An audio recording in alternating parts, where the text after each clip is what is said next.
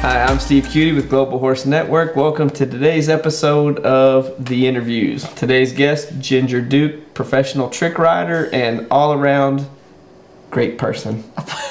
Just a FYI, I am the official president of the International Ginger Duke Fan Club. So whatever you want to send her has to go through me first.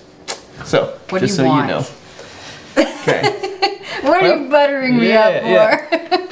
So, as you know, with how we do the interviews, the interview is about more of the personal stuff, not so much the horse stuff. So, I think most people know you as either professional trick rider or Mustang makeover person, right? So, I guess my question then becomes, one, what got you into either of them?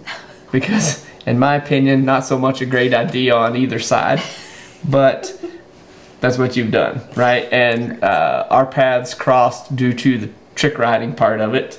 Not that I was a trick rider, but because I had the idea that I wanted to do the standing sliding stop, right, for the freestyle.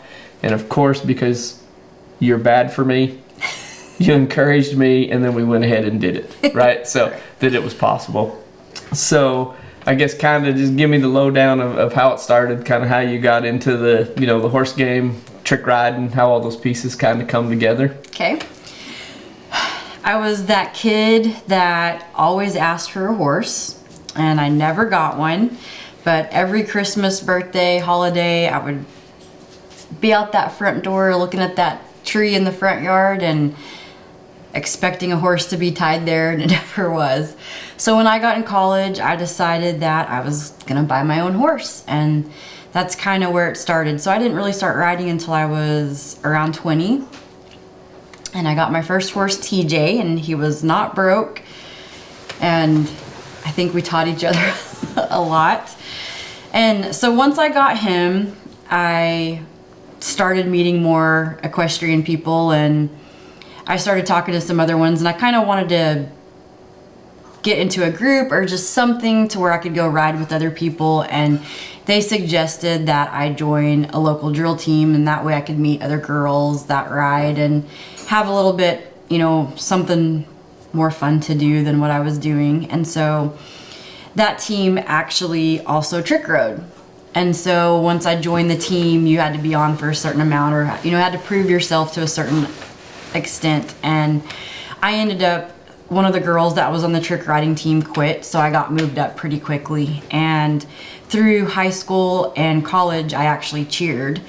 So it kind of, the trick riding kind of came a little more natural to me because I had a gymnastics and cheerleading background. And then I just had to add kind of A horse? half-assed knowing how to ride a horse. And then not be scared to do some acrobatic stuff on it. So it kind of just, for me, worked out really well for me. So it's something that I just kind of took to and fell in love with. Right. Now so the trick riding came before the Mustang stuff? The trick riding came before the Mustangs. I had been trick riding for, I don't know, probably about 5 years, and when I first started looking into getting a horse, a Mustang was on my list. I mean, mainly because it was in my price range. They're very inexpensive if you get them straight from the BLM, but I didn't know how to train one or have any set of skills with a horse at all. So I steered away from that. You know, I purchased the other horse that I had, but it was still always in the back of my head that I really wanted to train one. And then then I started learning about the makeovers, and I started making friends that did the makeovers and started to pay attention to what they did and how they did things. And I would kind of show up to the shows, and not necessarily during the show, kind of after the hours, so I could kind of watch more of the training aspect of things. And if there was any clinics, I tried to go audit and, you know, just pay attention. And then I decided, okay, I'm gonna take the leap. I want to do a makeover. But before I take that leap, I want to get a Mustang and see if I'm even capable of training it before I put all my eggs into that basket. And so I got extremely lucky that my first Mustang. His name was Dollar, and I was trick riding on him at rodeos within the first 3 to 4 months of having him from the facility, from Wild and the facilities. And I was a little spoiled because he was a pretty easy Mustang. And so, I mean, when you have an easy one for your first one, it's pretty addicting, and it just snowballed from there. I ended up getting another one and doing a competition with it, and then it just snowballed from there, and I started doing the makeovers each year. Gotcha. So the first year that they did like the Mustang, I guess the Million, because I know there's difference, right? So you were in the first one, right, for the Million? So I did do the Million, but there were many makeovers before that. Like they had the Supreme makeover before that, and they had little ones around Colorado. I did one in Colorado. I mean, they try to move them around to get more people involved, so it's not in the same spot all the time. But yes, I also did the Mustang Million. Gotcha. And I can't remember, I know we were talking before, and then when we were talking with Mark, did you do the Project Cowboy? I did Project Cowgirl. Right, so okay. they had the Cowboy, then they had the Cowgirl in California. Right. And I don't remember where was the Project Cowboy? It was in Fort Worth. Okay, that's right. But yeah, I did Project Cowgirl, the one that they had in California. Gotcha. So that was the first step into reality TV, so to speak? Because I know you also did the Big Show, which was just recently. Big Show, right? Which is just recently. And then what else had you been in? Well, that team that I was on, RFD TV, had a reality show with us on there. So that was more my kind of getting my feet wet into the reality TV aspect of the TV shows. Yeah, right. And I mean, I think the funny thing is, because I did Project Cowboy, and we've done a lot with the videos and things like that, is really how much production goes into it and how much is not really what you think it is, right? Because reality TV has nothing to do with reality, right? No, not at all. And on that, I will say, on Go Big Show, I mean, in all honesty, I didn't get to pick my outfit. I didn't pick my tricks.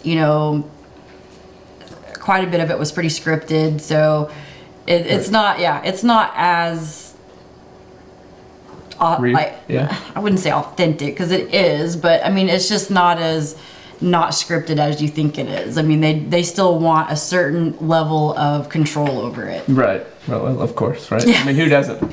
Who doesn't, right? It's about the ratings. Oh, absolutely. I think I've told you before, we were doing some other projects, and the one of them was about my family and me, right? And they sent a contract that said I could be written out.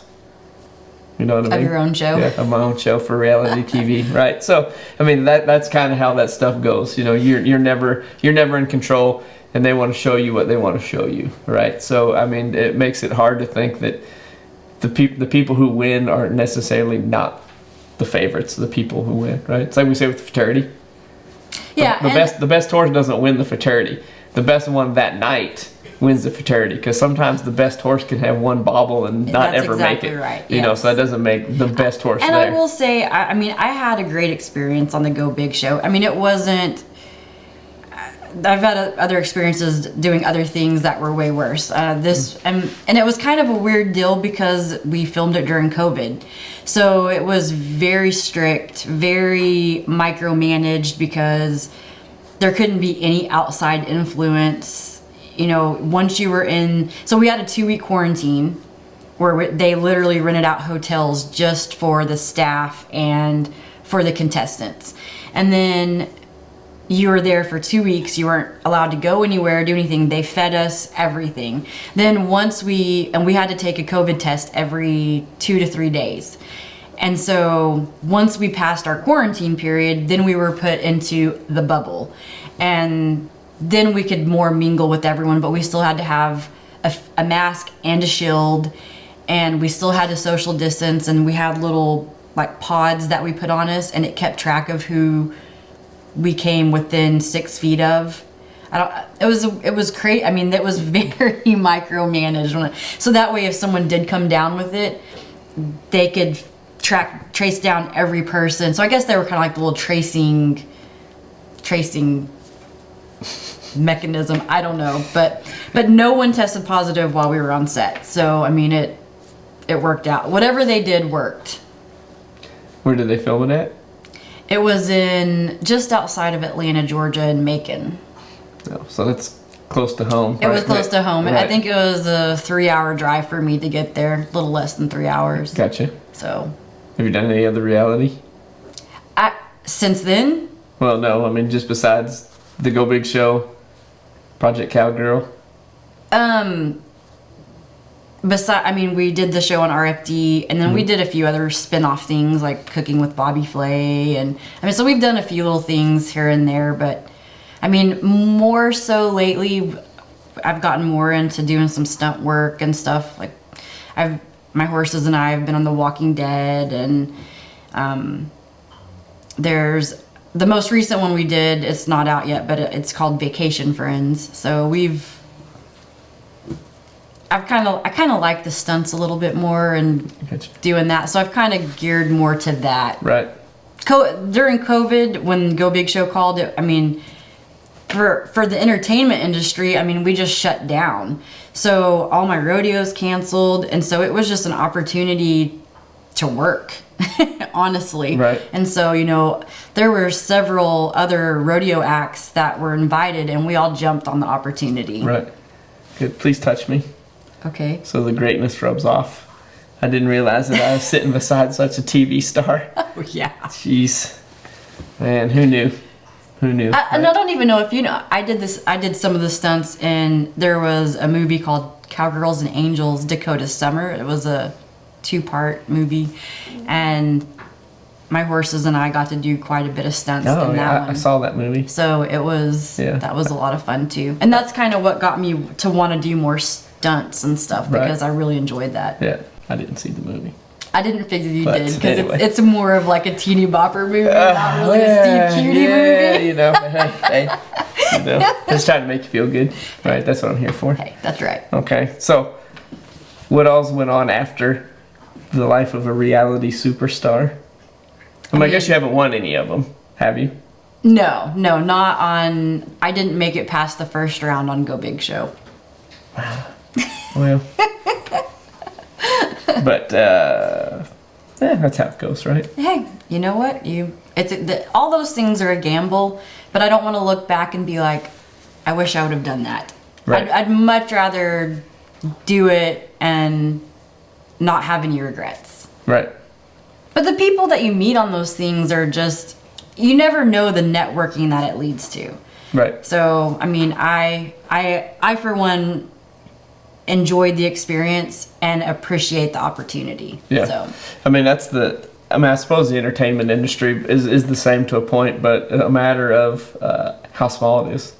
Right, yeah. the horse People business. don't realize it. Yeah, the horse business is, somebody knows somebody, and as soon as you start talking, it gets back to them, or you know what's going on. Yeah. Pretty quick. Yeah. So I imagine the entertainment part of it's that way, right? I mean, especially if you're into, I don't want to say the animal acts, right? But if you've got animals and you're in the entertainment industry, there's only got to be a handful of people that's it. Yeah.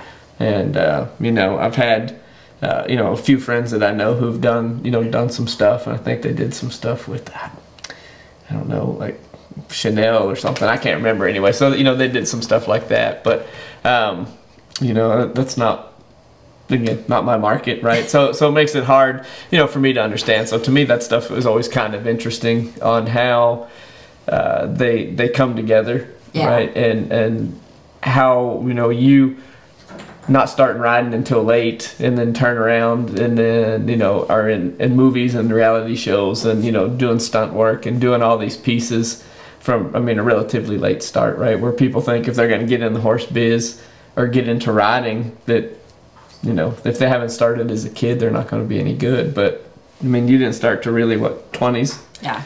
Right. And I know Bill Horn, Rainer, I think it said he didn't get on his first horse until he's like 30. And he won the fraternity and was one of the first $1 million riders. So it just goes back to drive. And passion. If you have the drive and the passion and you want to do it, you'll figure out a way to do it. Right. It just depends on how bad you want it. Right. I mean, I encourage women all the time. I mean, because obviously for what I do, with the trick riding, there are guys, and guys are incredible trick riders, but it is a more like woman-dominated sport right now. And I mean, I encourage women all the time. Like, it's not a matter of you think you want to be a professional trick rider, anything like that. It's more of, it's a confidence boost. It's, being a team player. There's so many things that you can get from it. So I always have women like, oh gosh, I could never do it. Like, you can do anything you set your mind to, and it doesn't mean that you have to become a professional at it, but just even say you did it, and just the confidence boost that it could give you is pretty incredible. Now, with the trick riding, there's a world championship with it as well. And where's that to go down? So the one that I've won two. One was actually they were both in Oklahoma. One was in Oklahoma City, and honestly I'll have to look up where the other one was because it was many years ago. Right. When I first started out trick riding. But the last one was in Oklahoma City at the fairgrounds there. Okay. I mean, is it a big association? I mean, is it like a NRHA, or a kind of just a smaller? So used to, because trick riding was an actual event at the rodeo, and then it became so dangerous they pulled it. Then when it came back, it became a specialty act. So there are organizations, and I do feel pretty passionate that we do need to have more competition style trick riding just to make the sport safer and for people to understand it more. In Canada, it is huge, their association. They have a way bigger association than we do. Right. But that was kind of the hopes with bringing the competition style back, was that we would get a bigger association in the United States. So it's, I'm not going to say it's small but it is kind of small compared to, the Reining Horse Association. I mean, you said it was in rodeos, so like PRCA rodeos, like it was an event like with bull riding and barrel racing, and it was in there. When did they take it out? Ooh. Because I've never heard of it as being an event. That's a good question. I'm awful at dates, so I'm not even gonna guesstimate when it was, but it was quite a while back that they removed it and then brought it back. I mean, it was so secretive that they would cover their saddles and they would try to come up with just the craziest, insane stunts that they could do.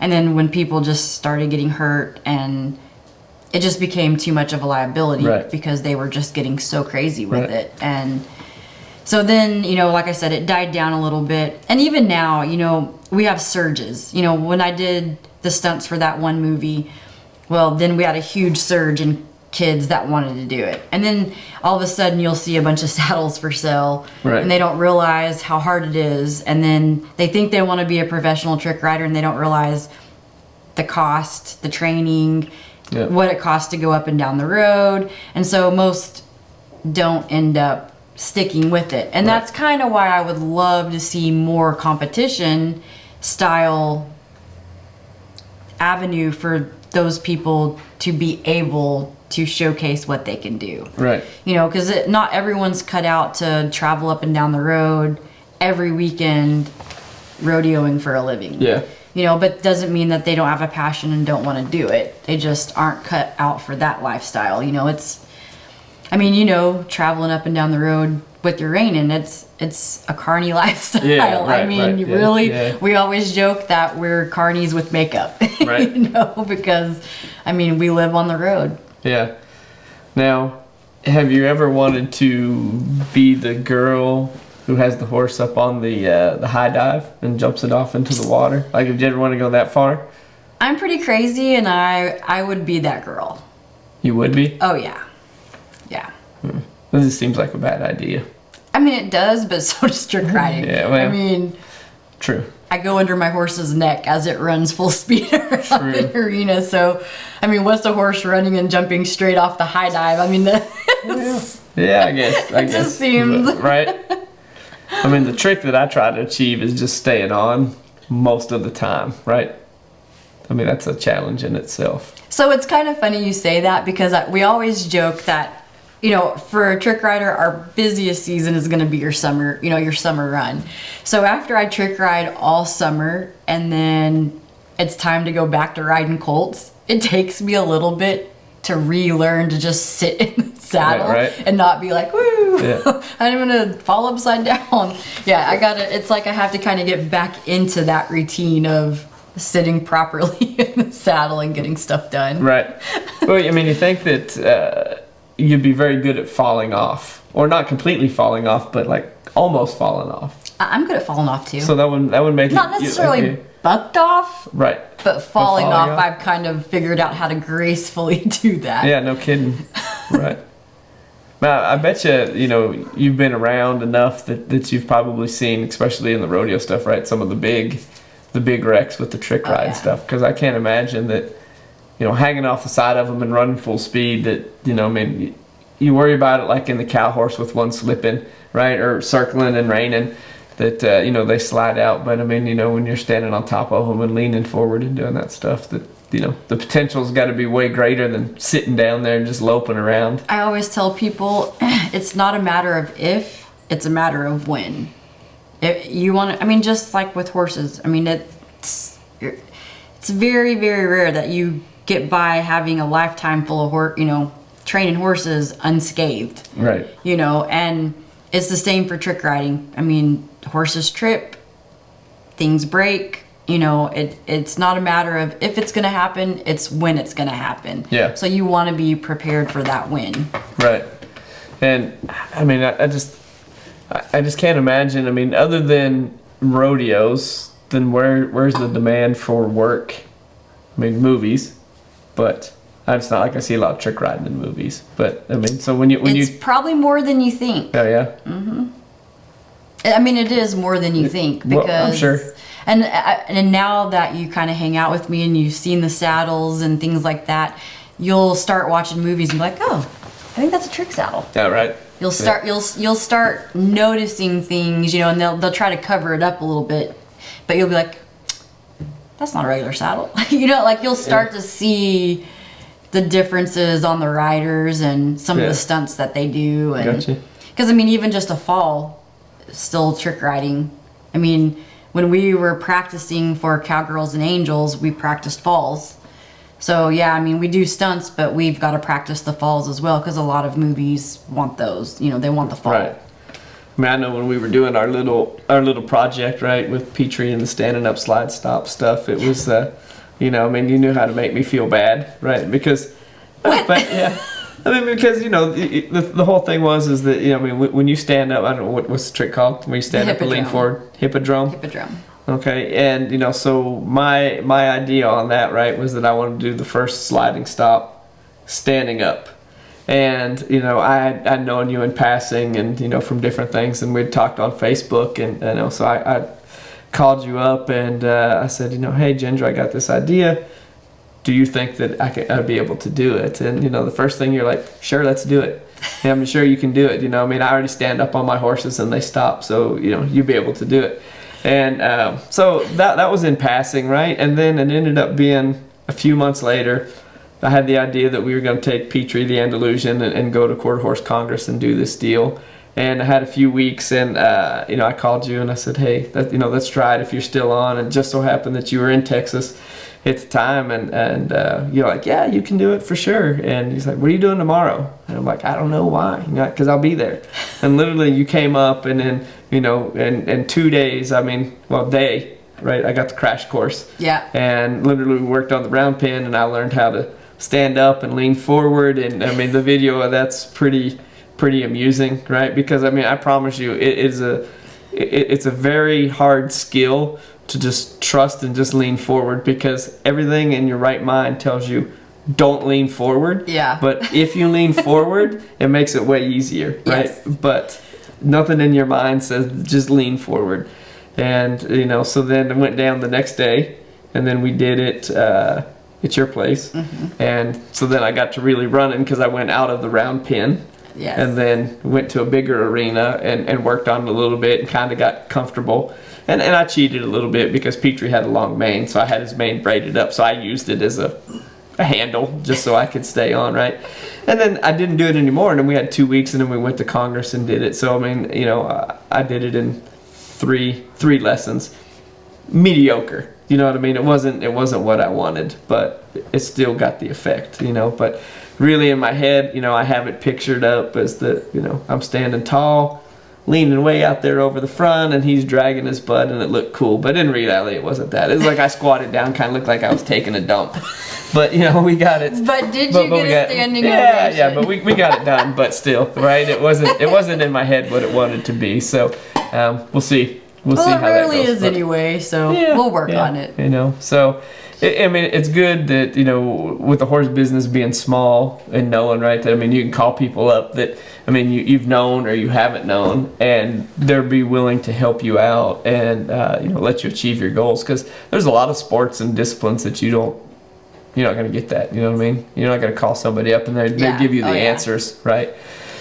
And, you know, so that's the hard part with trying to do things, especially with what you're doing with Axe. I mean, I can't imagine that there's a ton of new tricks that come out all the time, right? It'd be like gymnastics, right? Done. I mean, like everything's been done sometime, you know, and all I did was take a trick that's already been done and really just plug it into a different sport, right? I mean, and that was it. But I mean, so how do you come up with new stuff, or is there some new stuff on the horizon that you see that you want to try, or does it just make the old stuff better? Well, I mean, so like we said, everything's been done. It's hard to come up with new tricks per se because it's all been done. But what I pride myself on is, you know, most girls learn the basics. And I try really hard to take it past that and do a lot of men's tricks that take a lot of upper body strength. I really try to do tricks that other girls just aren't doing. So when I first started trick riding, one of the first tricks I learned was the back bend. And that's, at that time, I was the only one doing it. Now there's a few girls, mainly some Canadians doing it, not really anyone in the United States. And then I wanted to learn a full shoulder stand. So there's a half shoulder stand that there are a lot of girls that do that. And then there was the full shoulder stand, and usually only men do that one. And so I really wanted to learn that one, and so I tackled it and I learned it, and that's one of the tricks that helped me win the championship. All right. Can you explain how that trick works? So when you do a half shoulder stand, you actually have the horn and the breast collar, and then your chest is against their shoulder. When you do a full shoulder stand, okay, well, technically you're supposed to have breast collar and breast collar, but I'm really short, so I had to kind of adapt to, I had a really big thoroughbred that I learned it on, and I couldn't reach down to the breast collars, so I still grabbed the horn, and then further down I have another strap off my breast collar, and you literally are only balancing on their neck, on their crest, and your shoulder is on their neck. Yep. So you're literally that's the only thing really touching the horse is your shoulder. Right.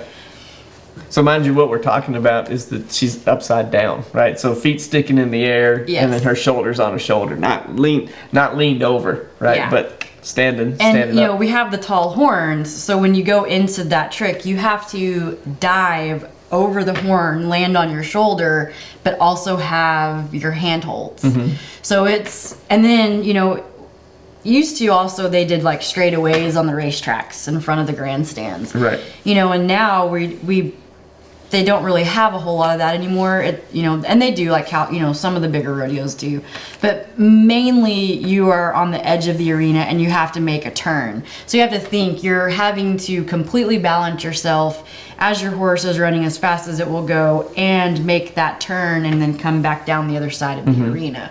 So it takes a lot of balance to do that trick. A lot of balance and coordination. Right. You can't hold your breath. Yeah, for sure. Now, you know, have you seen the trick saddles, right? They've got the tall horn, like you said, right?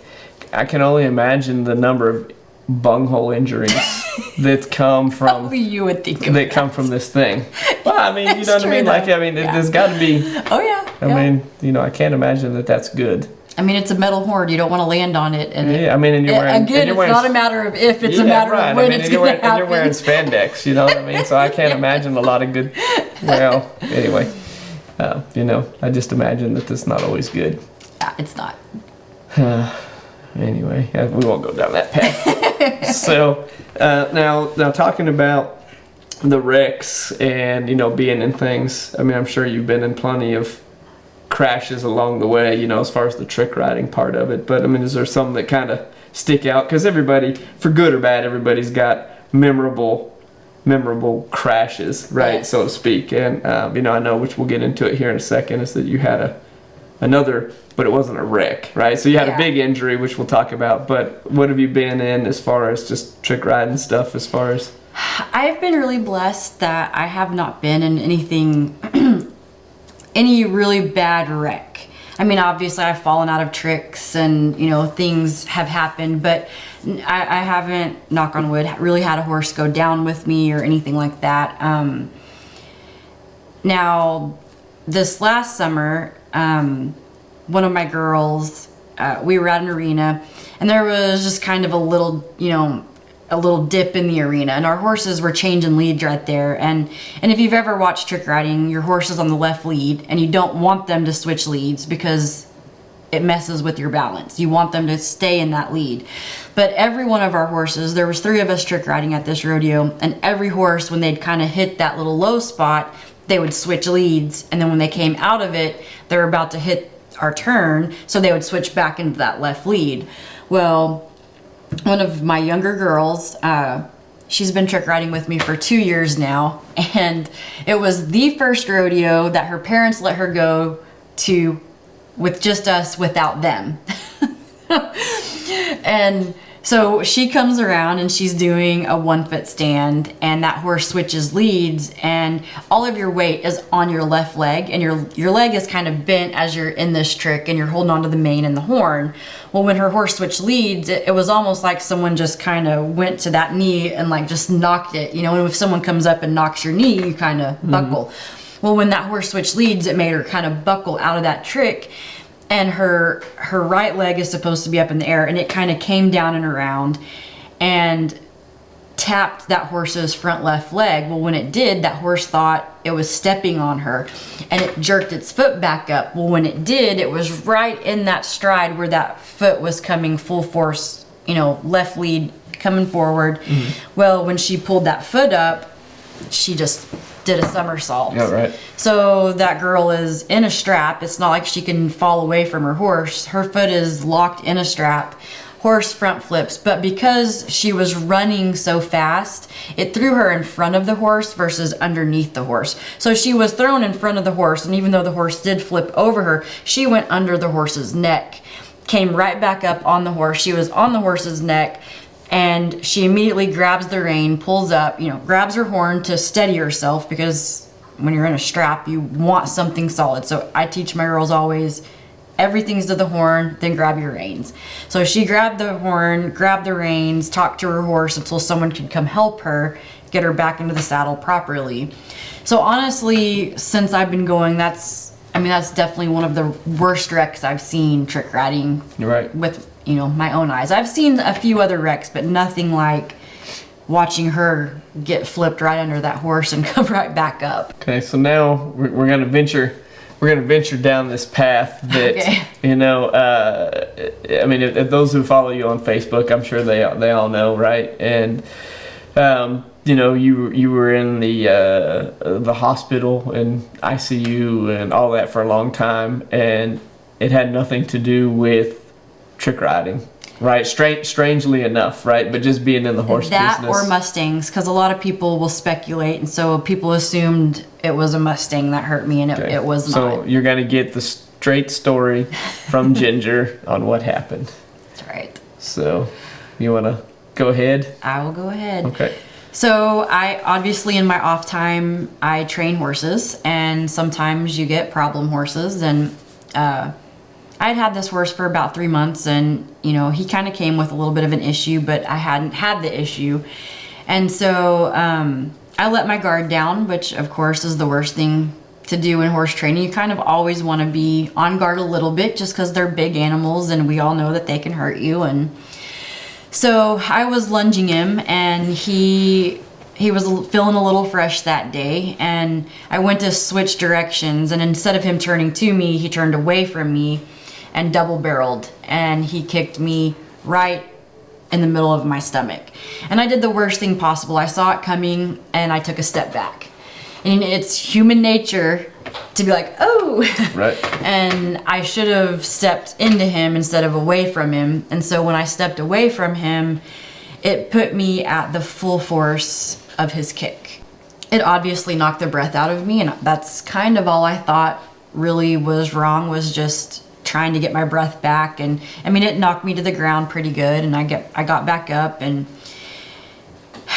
I was having a hard time catching my breath again, you know, which when you get the breath knocked out of you, it takes a little bit, and and that little bit, you know, those 3 minutes can feel like eternity. Right, yeah.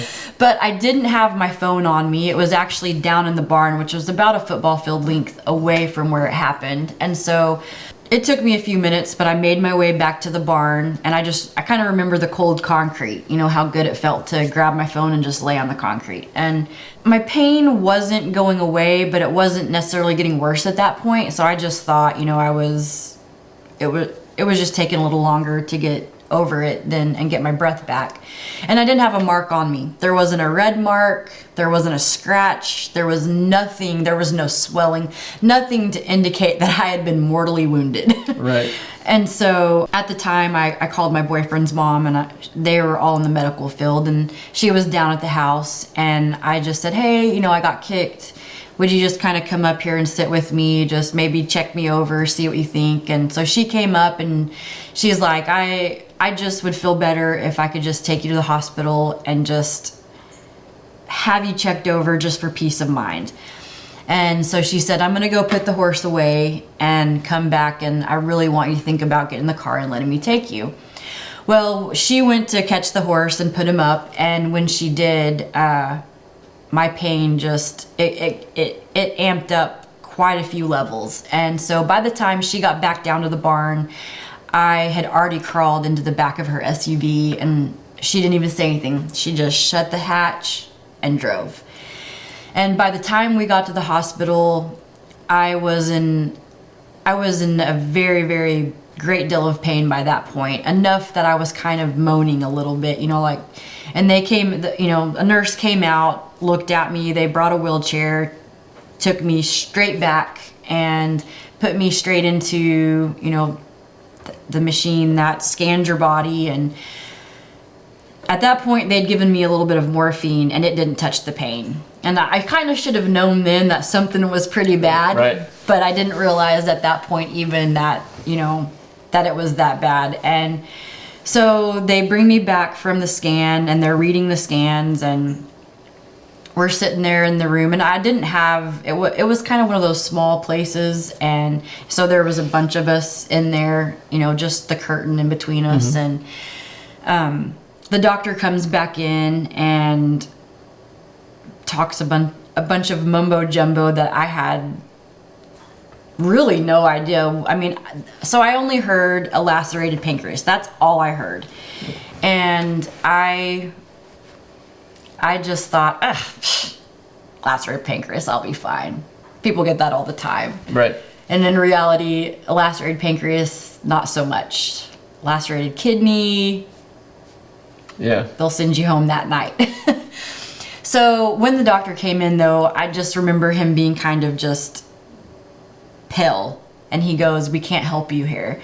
We're going to have to send you to a trauma unit.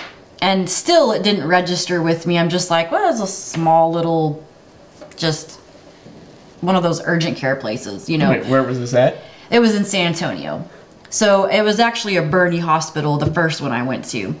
So the doctor says, you know, we're going to have to send you to a trauma unit. We have two options. We have the military hospital, or we have university.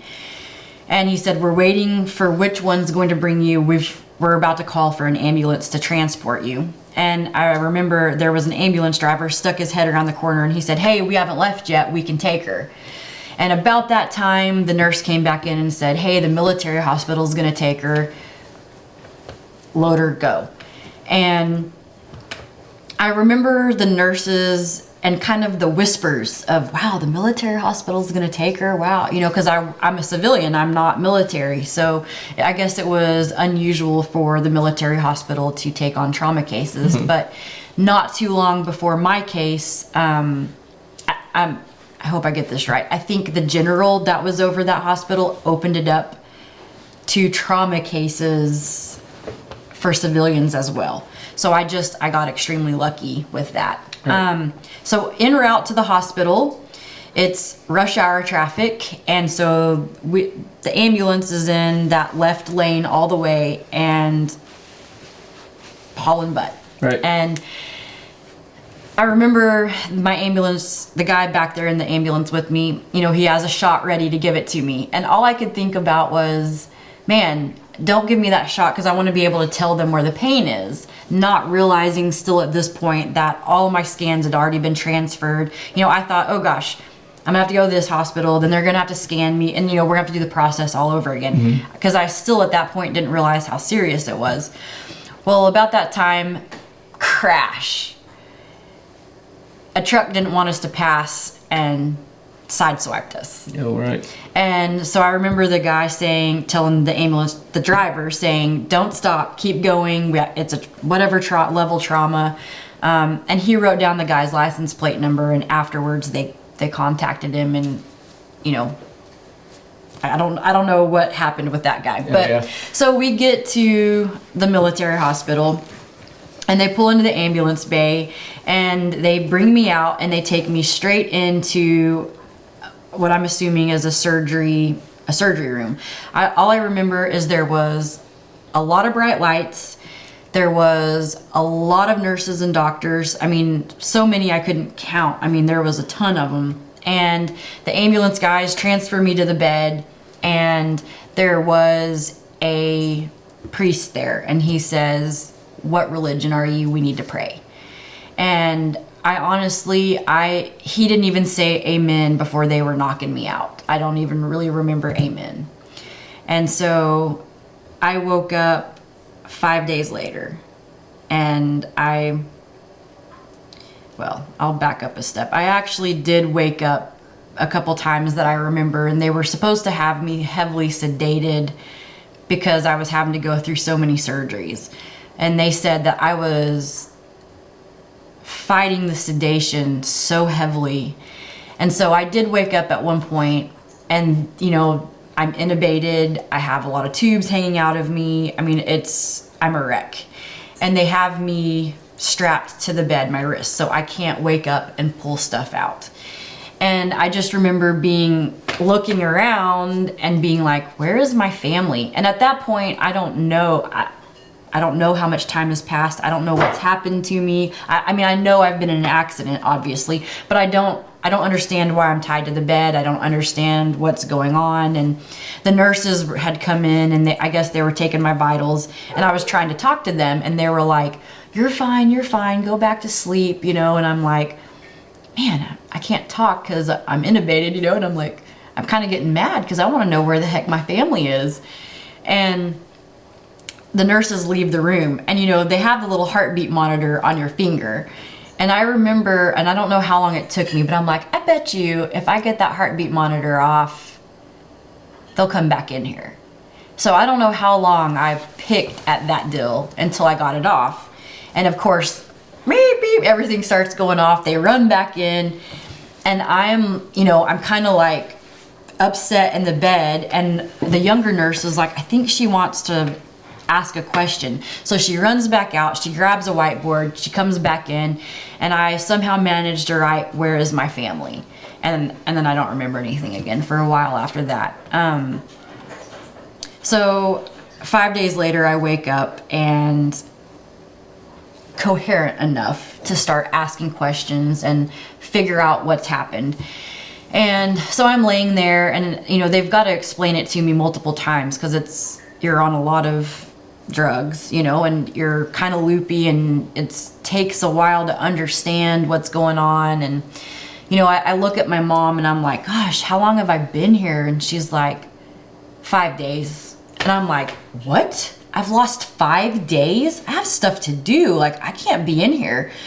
And she's like, just relax, you know, it'll be fine. And so the doctors come in and, you know, I don't know if you've ever had to go to the hospital with an accident or anything, have you? No. Well, the first thing most equestrians do is, the very first thing out of my mouth is, when can I ride again? Like, how long am I going to be here? You know, when can we get this stuff done and over with?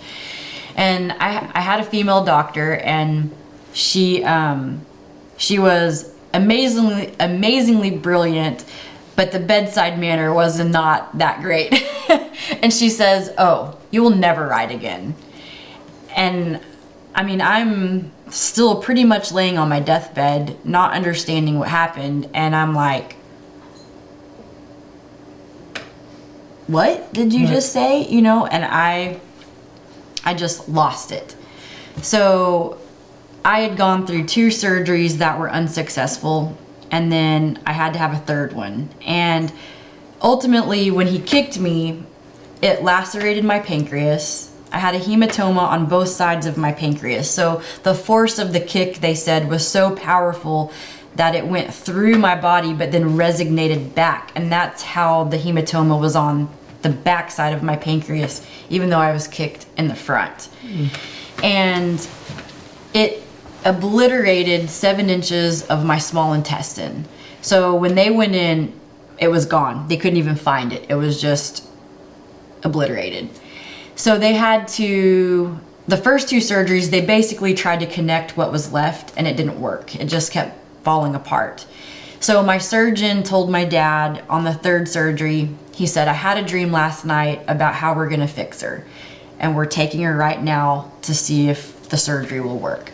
So basically, you have your stomach, your pyloric valve, then the beginning of your small intestine.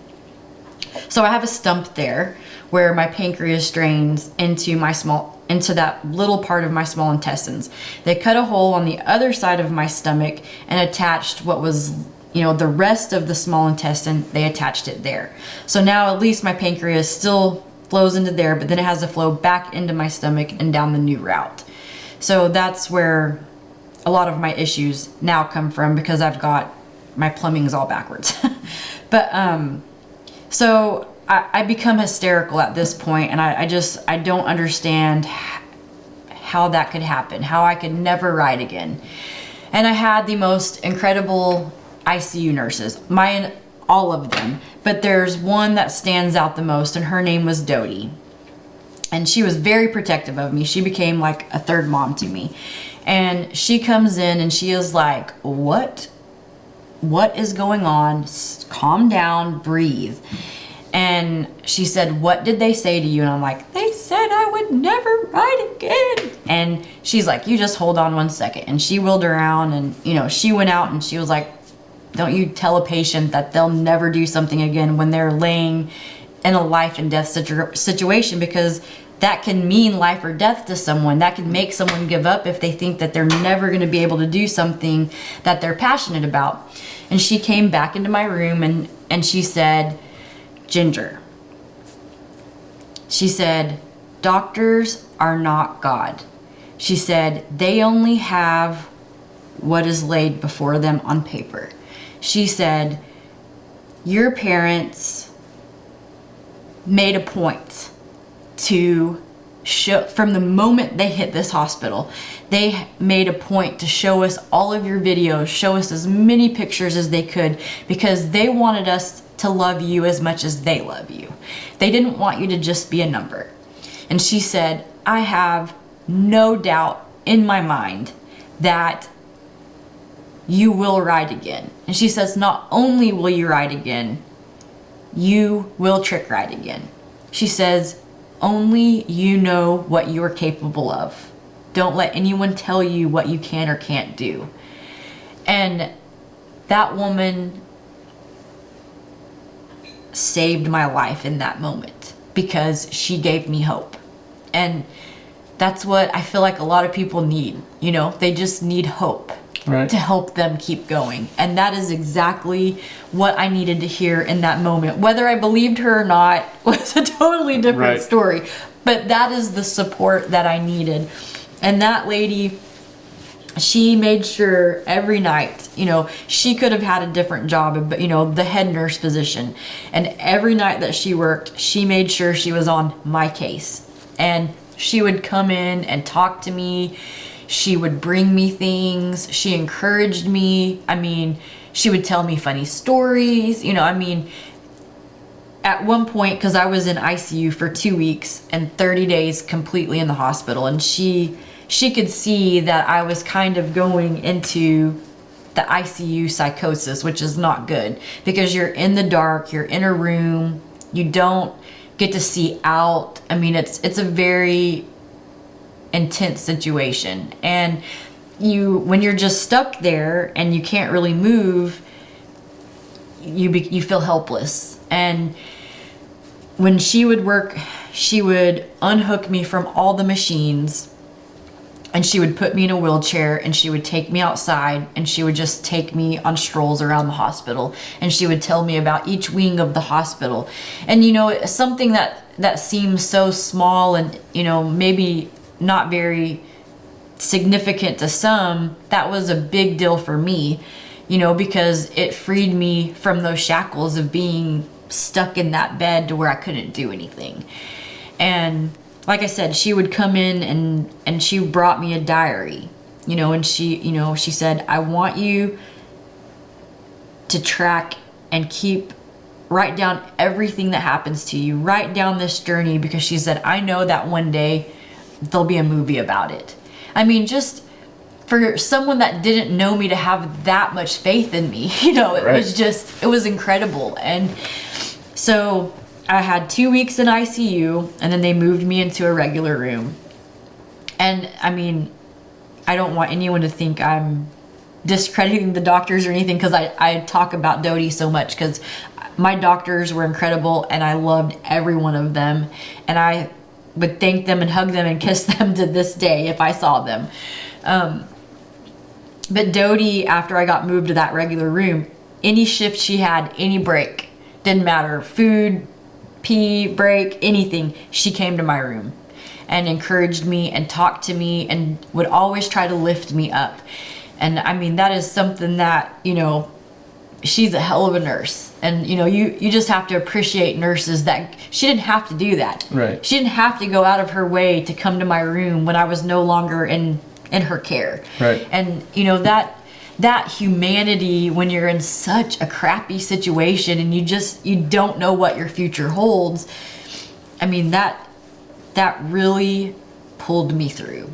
And I will say that at my first rodeo, she was there. She came. I called her at the last minute because we weren't sure if I was going to be able to do it or not. And she said, I'm there. I will be there for you. And so first, it happened February 9th, and I was kind of being a smartass, joking around with my doctors because I still had tubes hanging out of me.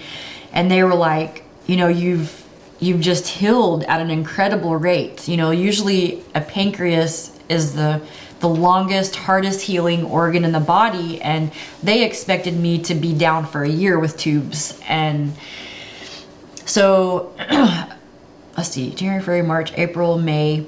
So in June, they told me they were going to start downsizing and removing my tubes. And, you know, me being me was like, okay, well, if I'm healing so well, does that mean I'm going to be able to trick ride?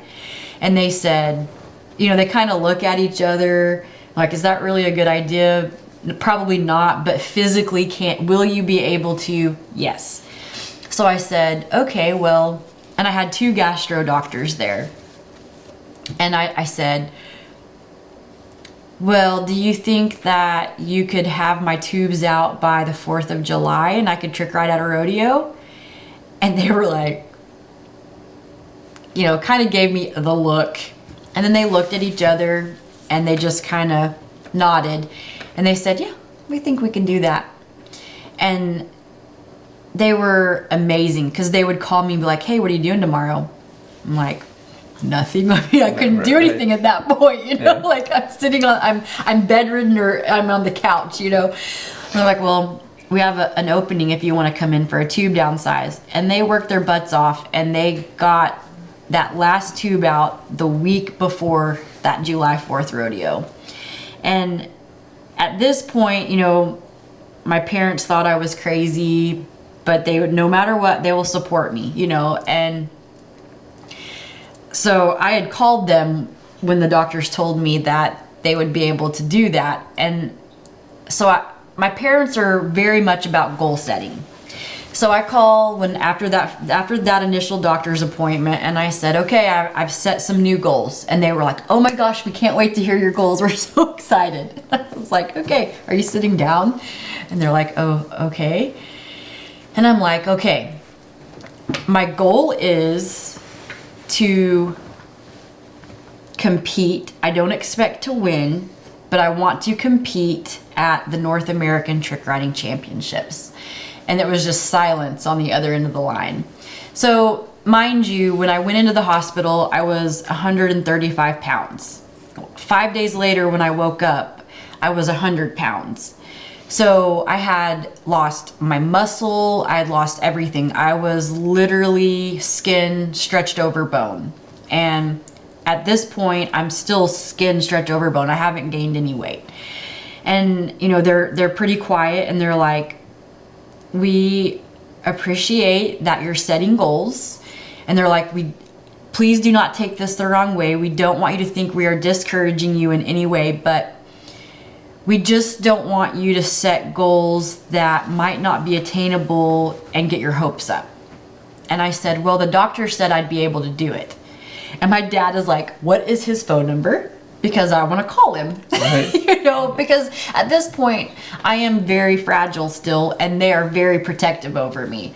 And so, you know, he calls and they explain to him and, you know, they're like, okay, we understand and we're going to support you 100% in this, but we don't want you to be disappointed because, you know, you do need to take a step back and look at yourself and know that you're not going to be as strong as what you were. And I said, I 100% understand that. And I understand that I might not be able to do my hard tricks, but I would like to try. I would like to set the goal and I want to at least show up and compete because that was my goal before. I had worked really hard and that's why I weighed 135. I had been working out hardcore and really had my mindset that I was going to win that competition.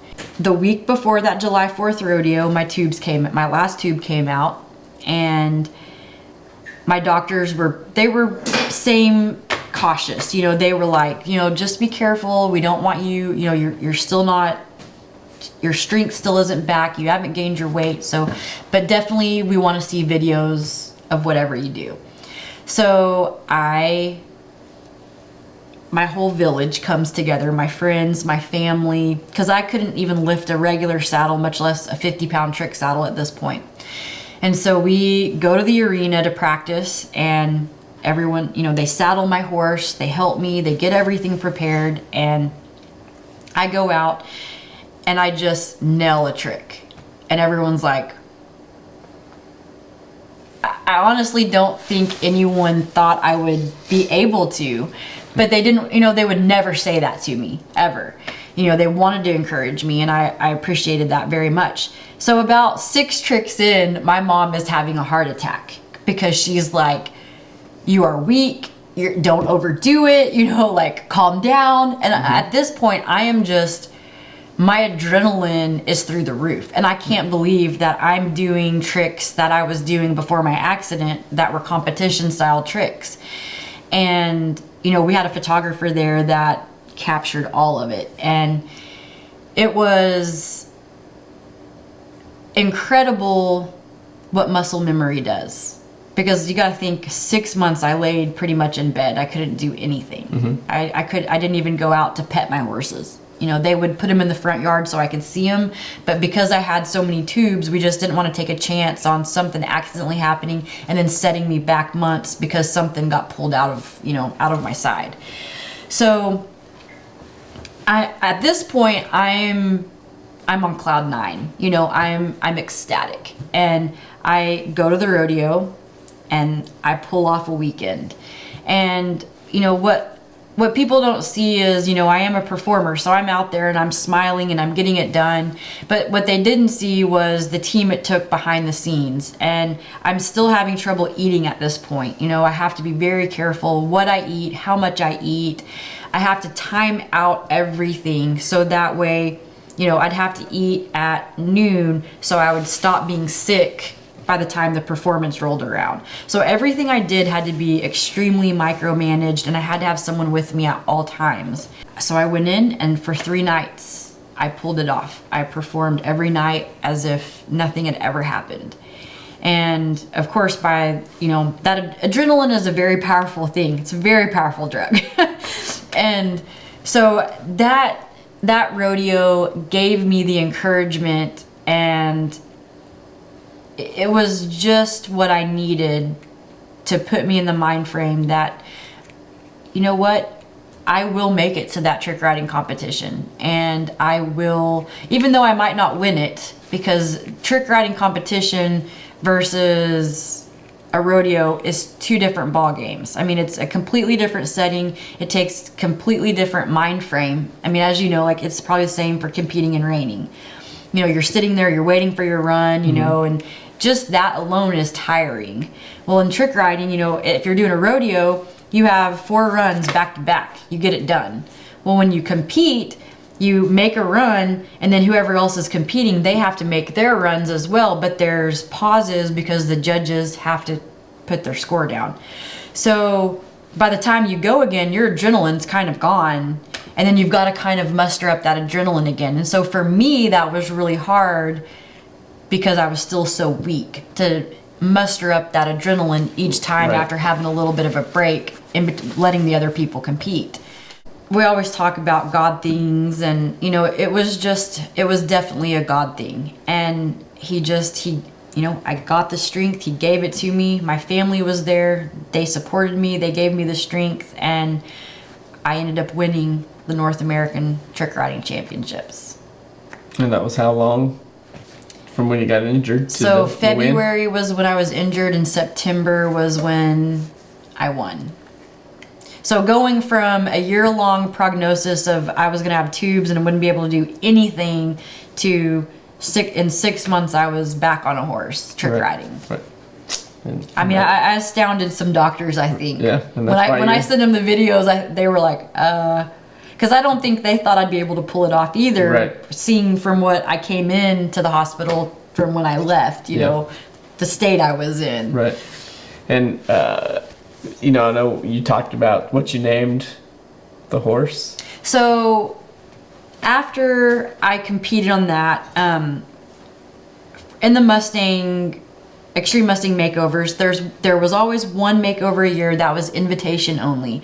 And I'd been invited to it the last few years, but I wasn't sure, because I was out that entire year pretty much, that I would get invited since I didn't do any makeovers. But they invited me. And we kind of were on the fence because I was still pretty weak even at that point. And we had to pick up our horses in September. And then it was for Fort Worth Stock Show. That is when that makeover took place. So that had been January. And we were just not sure that I would have the energy to do it or the strength to do it. And we had some other trainers step up and say, hey, we'll help her, you know, we'll get the horse halter broke, we'll do some things. And so we get the horse, and something I'm not very good at is naming them, because you always want to come up with something clever, cute, you know, something catchy that catches people's attention. Right. And so this year, you know, that particular year, you know, I really thought about it, and I called my parents, and I'm like, you know, I think that I want to name my horse, I'm gonna cry again, Dodie's Saving Grace. Because I really wanted to honor her, because I just felt so passionate that she was so imperative in the process of getting me healed and keeping me upbeat about everything. And so I call her and I'm like, hey, I want to name my horse after you, and I really want you to be at the show.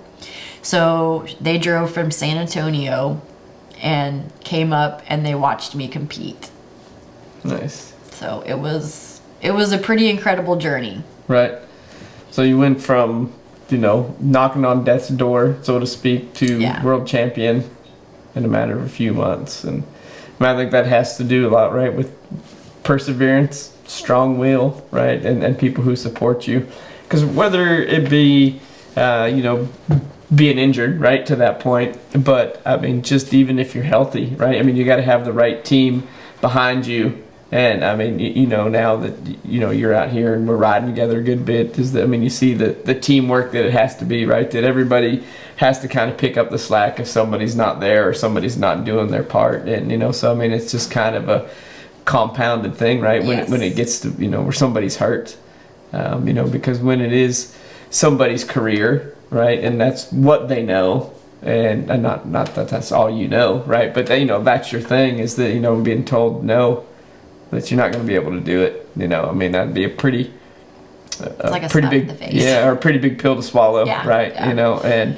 And I'm sure there's lots of people that have to deal with that all the time. Being told that this is it, right? And then I think you either choose to just accept it, right, or you try to just power through it. And I think a lot of the horse world, like you said, right, they want to power through and do because that's what you've always done. Because as everybody rides through some sort of whatever injury. Right, exactly. right. Yours is a lot harder to ride through, but the point was that you still believed in you, and Dodie believed in you, and your parents believed in you, and it got you back to that point. Exactly. And that's just it's an incredible story, and I know we've talked about it. We never really have went super in depth about it, but just going back to think is that it's just little things that you take for granted that tends to get you into a train wreck or a pickle. And I think that if you have it, that when you get, and I don't want to say that you're complacent, right, but